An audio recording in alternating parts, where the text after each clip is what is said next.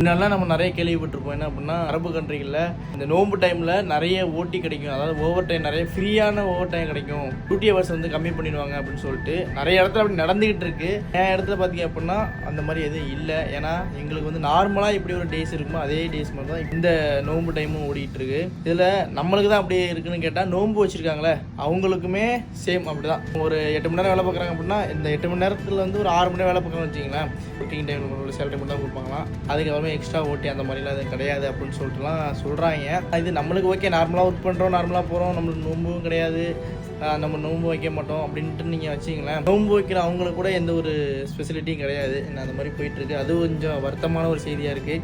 உங்கள் கம்பெனியில் வந்து நோம்பு டைமில் வந்து எப்படி டியூட்டி ஹவர்ஸ் இருக்கும், ஸோ எத்தனை ஹவர்ஸ் வந்து ஓட்டி கொடுப்பாங்க அப்படின்னு சொல்லிட்டு மறக்காமல் கமெண்ட் பண்ணுங்கள். கேஸுக்கு வரணும்னு நினைக்கிறேன். உங்கள் ஃப்ரெண்ட்ஸுக்கு மறக்காமல் இந்த வீடியோ ஷேர் பண்ணிட்டு நெக்ஸ்ட் மறக்காமல் கமெண்ட் பண்ணுங்கள். பை.